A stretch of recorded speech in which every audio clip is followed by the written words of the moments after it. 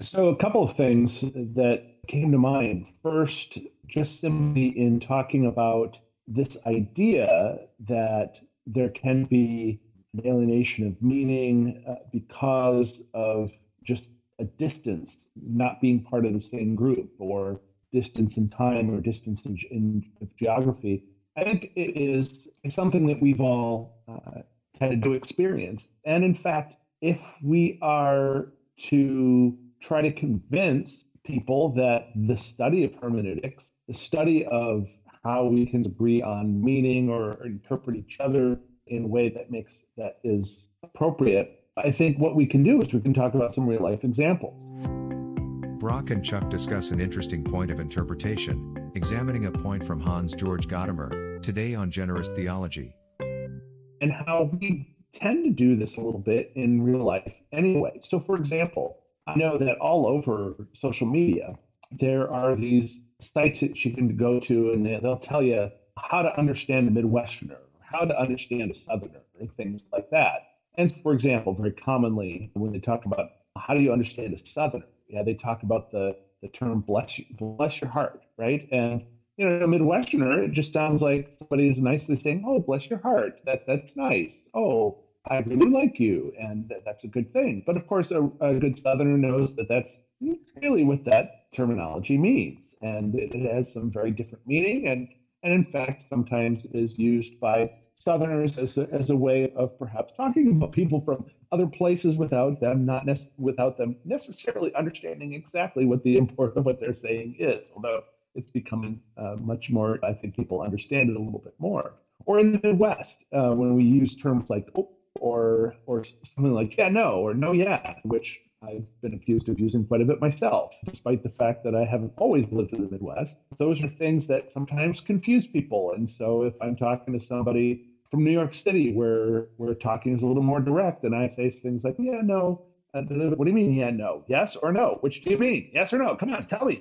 And on the flip side, I recall a conversation when I was in my evidence class in law school, and I had a professor, and he was from New York City. And at the beginning of the classroom year, he made a comment. He said, "Now, look, I'm from New York City, and we talk direct. And so when I say things like 'look,' all it means is, here, I'm going to tell you what I'm thinking about something. It doesn't mean like, 'you stupid idiot, you don't understand what I'm saying.' But Midwesterners sometimes think when I say things like, 'look, this is how it is,' that really what I'm saying is, 'you stupid idiot, why can't you understand me?' That's not really what I mean. We're just very direct. And so please don't mark me down on the faculty evaluations if I seem too abrupt to you, because that's just me being a New Yorker." And I got a kick out of that because I've also at times, having grown up in my younger years in the New York area, have occasionally been accused by Midwesterners of being a little too direct. Those are things that we all always talk about, we all understand, and in trying to encourage people of the importance of doing this kind of hermeneutical work, I think we can point to some things like that. I also, some of the discussion about alienation of meaning and intersubjectivity, I think it is real interesting how it ties to some of the discussions that are happening today, intersectionality, and how do we interpret things, and how do we appropriately consider various points of view on and certain experiences on how we make those interpretations. And I think it's really important to understand where those folks are coming from, but also then to understand how words are being used in those contexts, because I think there are times when we very much misunderstand each other because we're using words in slightly different ways. And there's even the possibility, I like to think, and maybe I'm a Pollyanna optimist, but I think there's even the opportunity when we take the time to do some of this work to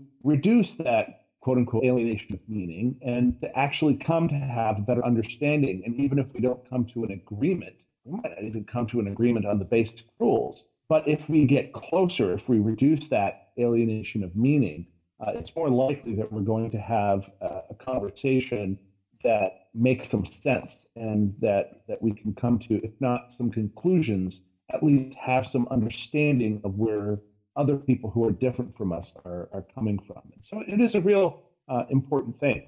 Now, I've talked mostly about some of the positive things that I've seen in the Gadamer quote, but I'm also interested in hearing some of the things that you've got that concern you. Yeah, thank you for that. And thank you for building that out. That really makes sense to me. And I love the positive emphasis there. Let me give some ideas of where I think this sort of understanding of hermeneutics might go. So, obviously, we'll have to, the proof is in the pudding. We've got to read Gadamer to really understand him right and properly. And I'm in the early stages of that. I'm not going to speak definitively at this stage. But as he's introduced to me as one of the leading phenomenological philosophers of the last century, I think the kind of thing that I'm going to possibly encounter here that I'm concerned about are these ideas of the sovereignty of the human creature. And this idea that it's going to be the reader who ultimately decides what meaning is. And I'm also concerned about some of the ways in which intersubjectivity, some related concepts like standpoint epistemology, can develop and have developed in recent decades, in recent years. So, for example, if I can find that email here, I just received an email from one of the subscriptions that I have. Okay, the email is hiding. Hello, email. Where are you hiding? I looked at it right before our discussion. Okay, well, I'm going to have to go without citing it directly. But it was from a leftist organization, from a group that very strongly champions these ideas of intersubjectivity, these ideas of class associations, of tribal associations. And the email was from an LGBTQ plus organization talking about advancing their gay agenda in their email. Their words, not mine, but they started off citing a proposal, a legislative proposal, and they opened it up and said, gay Senator X. And so the important thing in that text about the meaning that they wanted to communicate was not that this was Senator X, but that Senator X had the descriptive adjective gay applied to him. And so presumably the reader could then say, here is a certain intersectional perspective. Here's a certain standpoint or way of viewing things that this senator is going to have. And if you're for these motions and these improvements, then just adding that word is going to communicate that. It wouldn't be any different, of course, from you or I writing an article where I referred to you and said, my reformed friend, Chuck. So here I'm using reformed to communicate some aspect of who you are and what you're about. Now, in a loose way, there's really nothing wrong with that. I would say in a traditional way, using adjectives or let's say identifications to describe where somebody is coming from is as old as the hills. But what you start to see here in a phenomenological hermeneutic is you start to see how those identifications can come to matter more than the individual positions of that particular person. So in a controversial and interesting way, our nation right now is having conversations about what does it mean to be a member of a certain race. Are you black? Are you white? Are you Latino? Are you Asian? Are you some other people group or categorization? And so an interesting dynamic has emerged where people who have dark skin color and who in traditional categories would be identified as black or whatever the term of the time is, would nevertheless not be identified with actually being black because of ideological opposition to certain social movements or certain agendas. So, for example, we have in the United States, the Supreme Court, we have Justice Clarence Thomas. Is he black? And in a traditional sense, of course he does. Of course he is. But in this new intersubjective sense, if Thomas isn't about the particular epistemological standpoint, if he doesn't have this particular perspective, then the color of his skin is less important than him having that perspective. Another example of this would be the conservative commentator Candace Owens, absolutely a black woman for traditional categories, traditional thinkers like I would put myself in. And yet, as she speaks views that are very critical of a certain agenda, there are actually people who have taken her out of that tribe for not holding a particular perspective. And so, this idea that this intersubjectivity has this sovereign element. Chuck, you may say to me, Brock, I'm a woman. And you may define yourself with that identity. And yet I may say, what does biology say you are? And that may be an offensive way to talk to you about this issue of identity. But just because it's offensive and interferes with this individualistic, sovereign, phenomenological application of meaning, where does that leave us in our discussion? Does one of us go to jail for not using the right pronouns to talk to the other? And that's my concern here with this overview of Gadamer.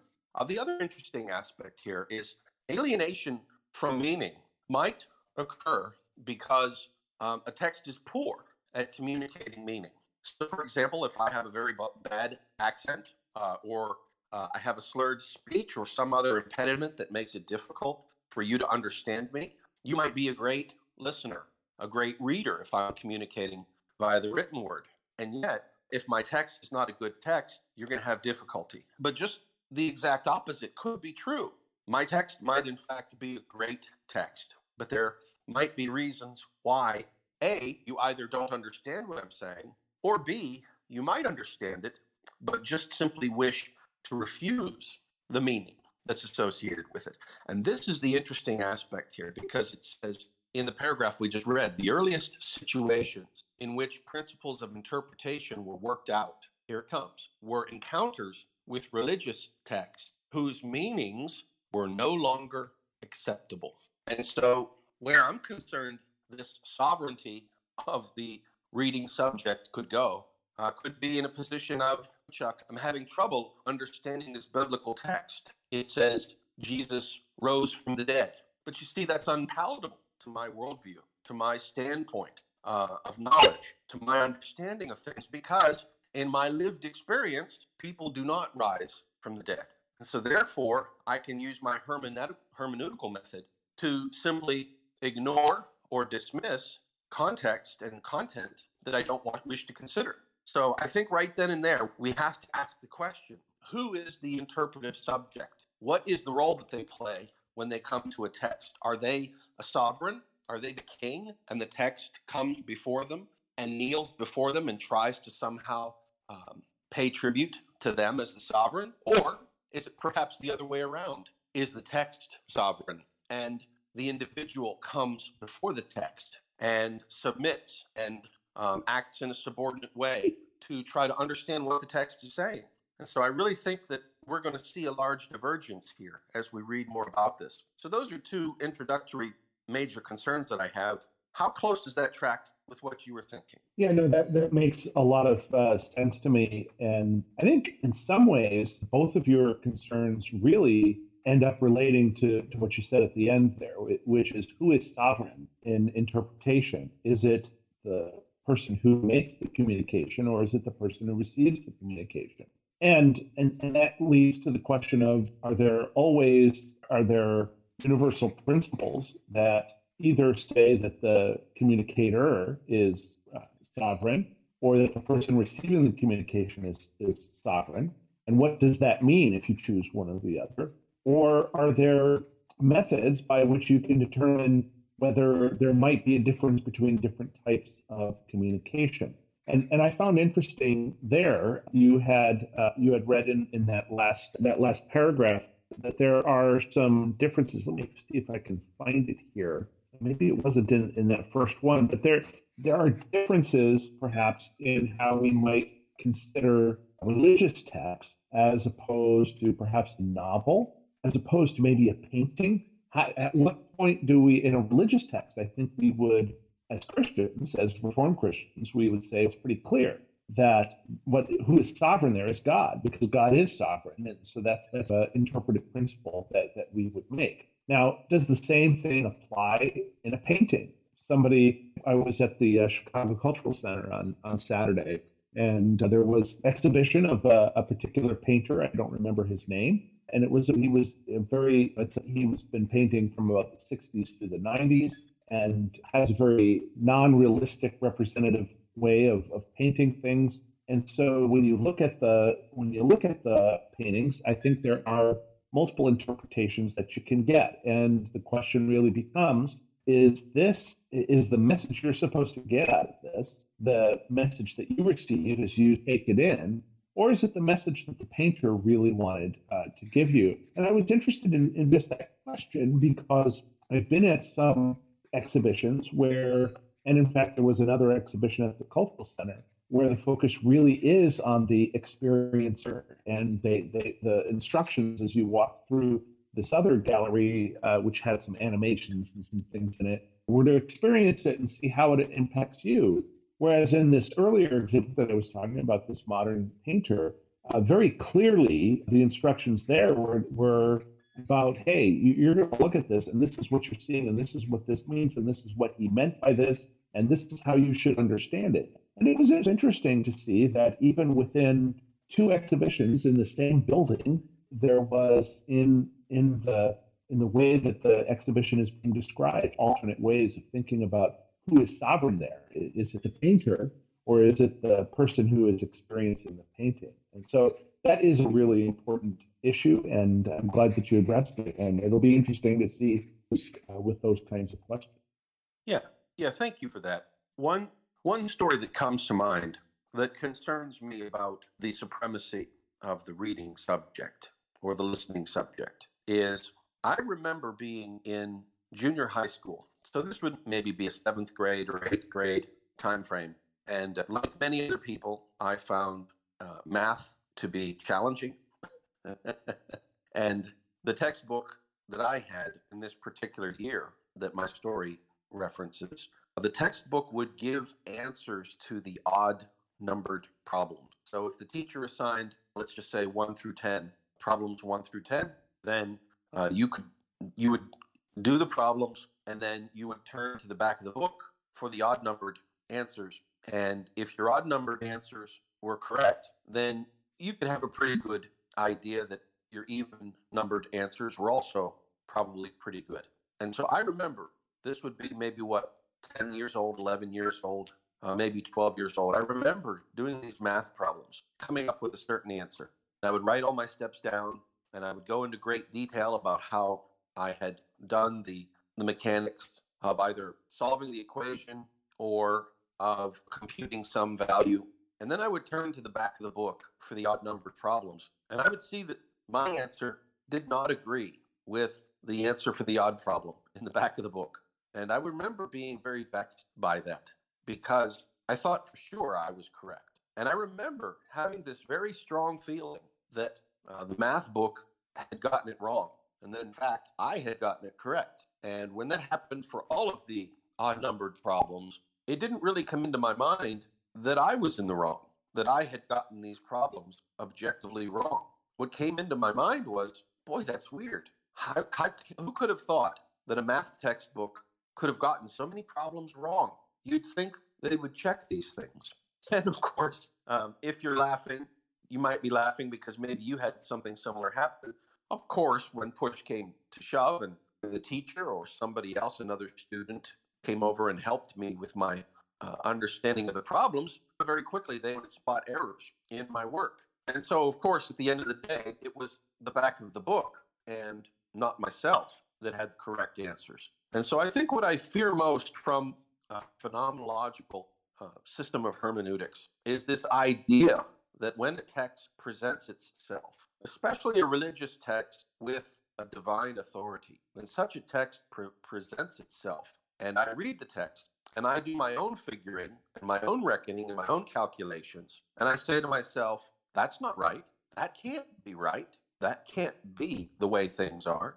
That's my concern for the phenomenological enterprise as a whole, is the danger of being in the sovereign seat over and against the very words of blessing, the very words of instruction of a just and holy and good God.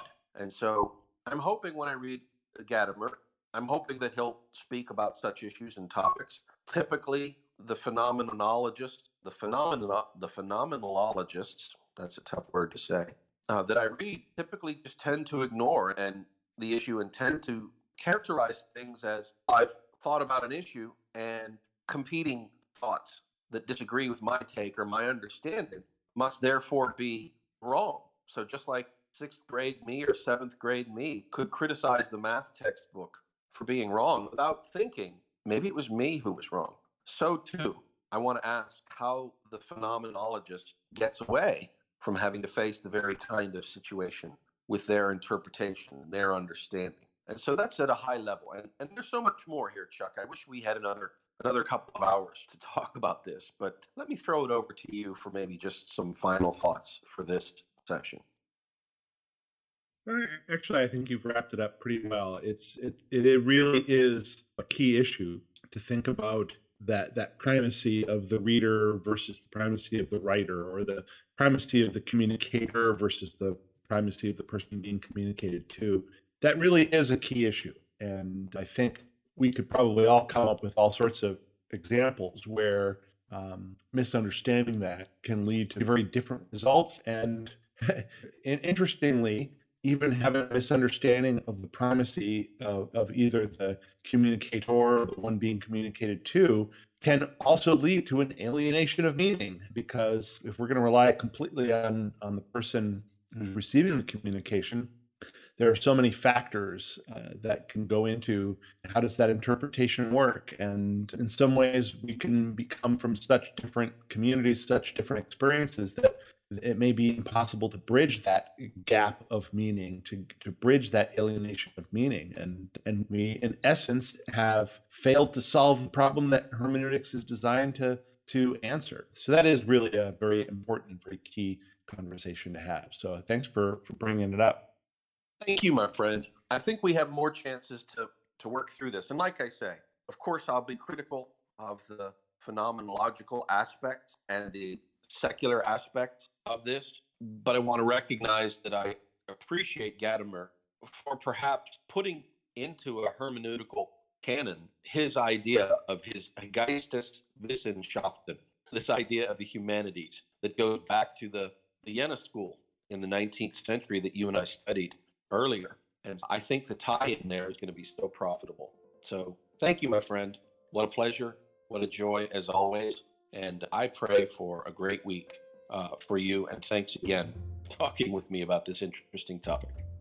Yeah, thank you. And praying for a good week for you as well. And looking forward to Sunday getting back together again and further discussions.